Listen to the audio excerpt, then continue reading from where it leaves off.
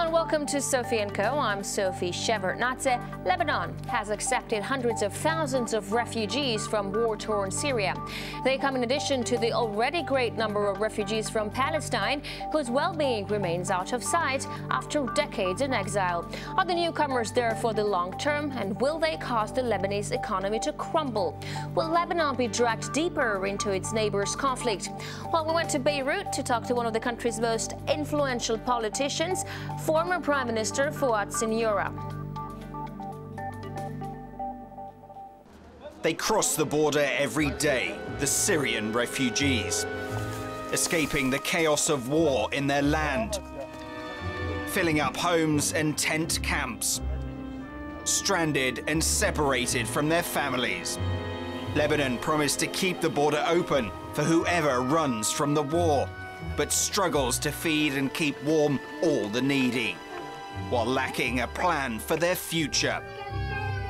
How strong is Lebanon's helping hand? How far will it reach? How committed is Beirut to its neighbor? Fouad Siniora, thank you very much for being with RT today. Thank you for coming. Thank you. All right, so we're actually witnessing a resurgence of sectarian violence here in Beirut.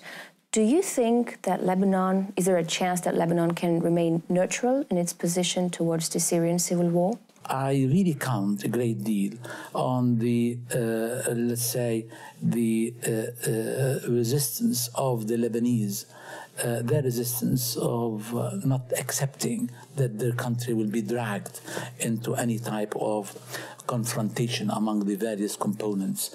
To the contrary, I think there is a great deal of, let's say, firm positions among the Lebanese that they want to live together. They want to really carry on the dialogue together.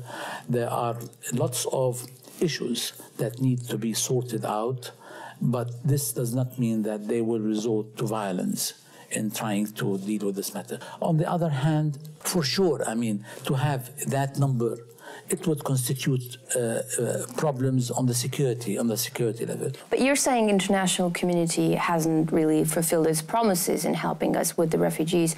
I know that UN has offered Lebanon to set up refugee camps that Lebanon has rejected. I mean, all these refugees are in free flow right now. It can't be too good, can it? Why do you think you rejected this offer? This is a real mistake that was committed by the present government.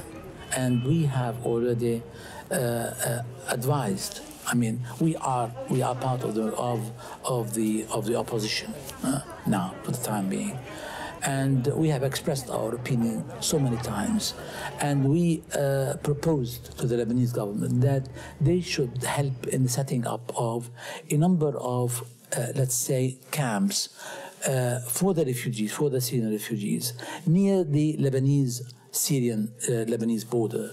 It helps Lebanon in presenting its problem to the world by showing actually what it is undergoing in terms of a burden that such a number of... So why did they refuse it in the first place? Actually, there are two reasons. One is that the Lebanese government at that time, during these past 2 years, was very much influenced by, let's say, the Syrian government and the Syrian regime.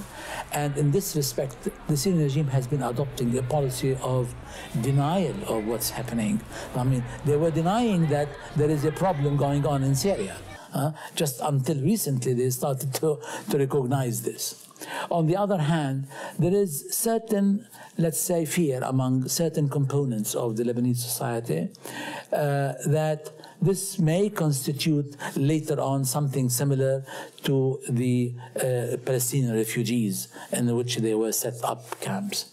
So, in fact, I don't think this is true, but this is at least was their opinion that really resulted in not allowing the Lebanese government to set up these camps for these Syrian refugees. What are the economic implications? I mean, it already cost $2 billion. Tremendous. To Lebanon. There has been a report that was published recently by the World Bank about the economic consequences of such massive number of Syrian refugees, direct and indirect, which is in excess of $7.5 billion. So this is something that Lebanon cannot really take. The Syrian civil war, yes, for many, is really a part of a larger conflict between Sunni and Shia Muslims, with Saudi Arabia and Iran behind the scenes and pulling the strings. What do you think? Well, I think this is a misnomer and a misrepresentation of the facts. Let's go back actually to what really happened in March in 2011, over 2.5 years ago. It was a way of, let's say, the people of Daraa at that time who took the street in order to express their disagreement and their feeling of lack of dignity and lack of freedom. Actually, the regime has resorted to its classical tools in trying to separate among the various components of the society. Throughout the past, let's say, number of decades, you can never distinguish and differentiate between the various components of the Syrian society. And you don't know who is the Christian and who is the Muslim, who is the Alawite and who is the Sunnite and so on. That was the situation in Syria. The regime has resorted to these tools in order to really create a sedition within the country. No, but sir, no one doubts that the conflict started as a local thing. That's a fact. Yeah. But I'm talking now. You have Hezbollah and the Iranians who are supplying arms to the Assad regime, and you have Qatar and Saudi who are arming the rebels. I mean, that's a fact. I'm saying right now, the way things are looking at this point, it seems like it's just a part of a larger conflict between Iran and Saudi Arabia. Well, for sure that there is a certain conflict going on between, let's say, a number of regional powers in the region. But you see, now we have to know how it really developed. What was the mistake? And particularly, there was a mistake, I believe, and I have communicated this several times to the Russian leadership, because they are the ones who had, let's say, a role to play. And we always remember for the Russians that they always supported the people throughout the past, let's say, decades in their dealing with the Arab world. They really supported the people. And at the same time, they are the ones who had a possibility to go in between, let's say, the opposition and the uprising on the one hand, and the regime on the other. Instead of taking the initiative and trying to find a solution to a problem that is growing, and that really they were quite aware what the regime can really do in terms of the tools that they resorted to, particularly in trying to assemble and to free some of the terrorists and the extremists that they were present in Syria and elsewhere. And they were used by the Syrian regime at one time to assemble them and to send them to Iraq. And they send them to us in Lebanon. The Russians, they have already seen what the regime can do. They kept on silent and they supported the regime, and the regime went along in a way to carry on this process of creating this sedition. Now, where do we go from here? Where do we go from here? Something has to be done in order to really bring together. I fully agree that something has to be done in terms of, let's say, arranging for the Geneva II conference to get together into that conference. But on the let's say on a proper work plan, so that ultimately this will lead towards the, let's say, that Assad will not be there in such a formula, because it is not possible for somebody who is a president of a country that has suffered throughout the past 2.5 years of over 120,000 casualties and the destruction of Syria and the creation of a sedition to come back as a continued president in such a country. After the break, we'll see if there is any truth to claims that Russia supports President Assad, or is it the Syrian people, and who is Hezbollah turning against in Lebanon? Stay with us.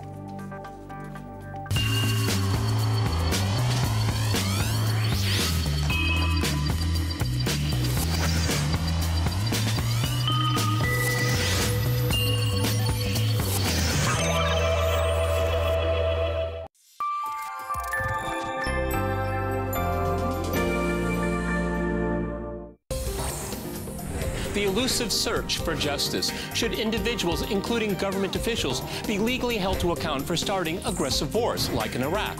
Is it fair and moral that Bush-era officials be given immunity from prosecution? If they're not held accountable, then who is ultimately responsible?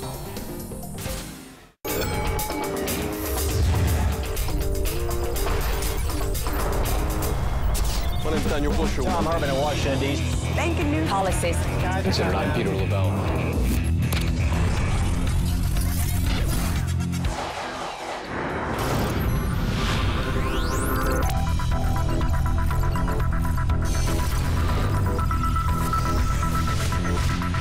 A pleasure to have you with us here on RT today. I'm Rory Susham.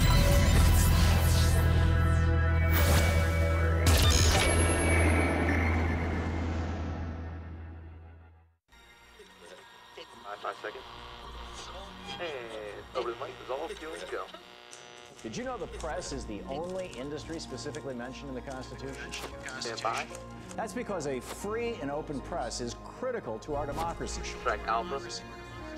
Roll Alpha. In fact, the single biggest threat facing our nation today is the corporate takeover of our government and our press. Stand by, camera one. We've been hijacked by a handful of powerful transnational corporations that will profit by destroying what our founding fathers once built up. I'm Tom Hartman, and on this show, we reveal the big picture of what's actually going on in the world. We go beyond identifying the problem. We try to fix it. Rational debate and a real discussion of the critical issues facing America. Stand by on camera. Go. Ready to join the movement? Then welcome to the big picture.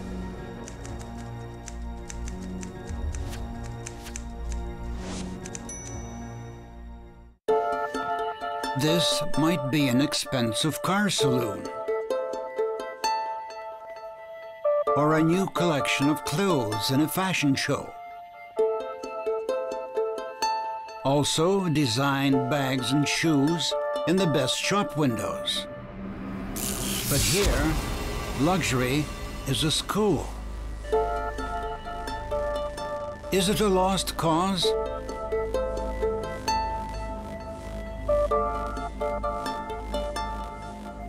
Hazaribagh Toxic Leather on RT.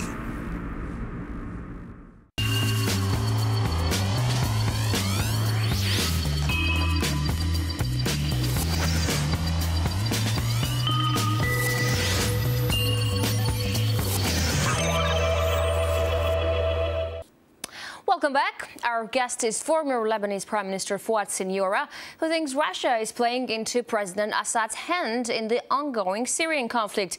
But Mr. Siniora seems to agree that extremism is a problem.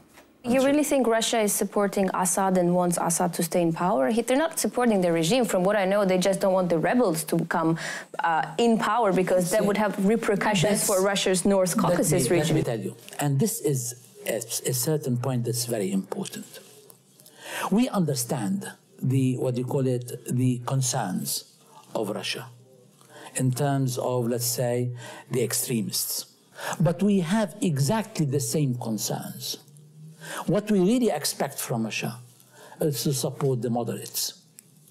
It's to support moderation in Syria, in their, what is really Syria the day after. What is it going to be? But where do you make a difference between the moderates and the rebels? Because it's so mixed up right now. Largely, the rebels are really made up of jihadists right now, no? That's not true at all, at all. You see, what is really is in fact the regime is trying to say is that 80% of the Syrians are terrorists and are extremists. That's not true. No, they're saying the outsiders are rebels now fighting against the Syrians. These are a small minority. They are in the hundreds. They are not more than the hundreds. The rest are Syrian. They are ordinary Syrian, that they are pious people. They are not really extremists. They are not terrorists. Everybody saw on YouTube how one of the terrorists was just ripping out a heart of a Syrian person and eating it. Well, actually, I told this to His Excellency Sergei Lavrov the other day. I said, when I met with him two months ago, I said, I understand that President Putin has mentioned this thing about the man who took the heart of somebody and ate it. I don't know who is he. He might be planted, or he might be correct that he has a certain revenge, or he is a criminal. But he did not see the man who took the throat of a very famous singer in Syria and took his throat. And he did not see as well that there are more than 120,000 people were killed. So the one they took his heart is something very criminal. And the 120,000 people that died is not something criminal. It is high time to put an end to this tragedy that's going place in this moment. This is a genocide, what's happening in Syria. It has to be stopped, and stopped now. And there is a role, and there is a duty on behalf of the Russians. What do you think of Russian Kerry Accord? What do you think of that? Well, I believe that they put an end to a problem in Syria, which was really done by the Syrian regime. They resorted to create some sort of a strategic balance and strategic equivalence with Israel, because Israel has a nuclear bomb. So this agreement that was made is fine, but is that all? Is it over now? I mean, the whole thing is that we finally we are going to get let's say, free from the chemical weapons. What about the continued genocide that's taking place in Syria? You never told me what you thought of a possible American local strike on Syria. That could still be an option if this agreement doesn't work out. Let me tell you, I myself, personally, I don't believe in the use of weapons and in the use of violence. The problem is that whenever you really ask let's say the West to allow the West to use weapons, is that it's not going to really finish a job. It's going to end up in having a half job done, and this by itself is going to make out of Assad let's say a victim. And is going to capitalize on it, and this will elongate the problem, while effectively creating the necessary conditions by making some sort of equivalence between the opposition and the regime that will lead towards going to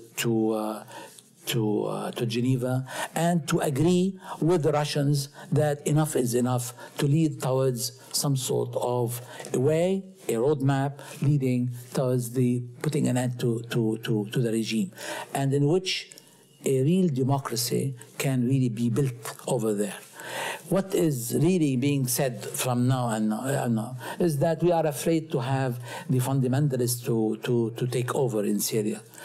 I'll tell you, if we are going to leave things as they are, the chances of furthering radicalization is going to increase, while on the other hand, supporting the forces of moderation, supporting, let's say, within the region, efforts in order to help Syria to reconstruct itself and to rebuild itself, and while at the same time creating a reconciliation along the model that I have just mentioned to you, is the best solution for Syria. Otherwise, it is a recipe for continued conflict and continued bloodshed and continued, let's say, radiation of forces of violence from Syria into the region. What has happened in Syria is something that does not threaten the situation of Syria to continue as such. It may really spread into so many other countries and creating a feeling of helplessness and hopelessness in the region, and feeling of let's call it defeatist feeling in the region that is going to really aggravate the situation further. If I may, I just have a couple more questions about within Lebanon situation. Do you see the group of Fatah al-Islam as your natural allies, or do you see it as a threat to Lebanon? No, let me clarify this matter. Fatah al-Islam is a group of Palestinians who were sent by the Syrian regime in 2007, and they took over a Palestinian camp in Lebanon in the north, and they fought the Lebanese army. And at that time, I was the Prime Minister, in which I was really firm in really putting an end to this let's say, attack that was made, that led ultimately to the destruction of the camp. But it was much better than leaving this let's say, terrorist attack to spread all over in the Lebanon. We are, let's say, Lebanese, and effectively the Muslims in Lebanon and the Sunnites, they want firmly to live together with their counterparts in the country, with all the rest of the Lebanese. We are against the use of religion in order to really try to defend certain principles or certain ideas, and we are against the use of violence in this respect. This is, in fact, in the name of Islam or in the name of religion, these people commit crimes, and this is against the, let's say, the teachings of Islam. You know, the Free Syrian Army's activities on Lebanese soil implicate abductions and rocket attacks, even though they were directed to Hezbollah, but it was on Lebanese soil.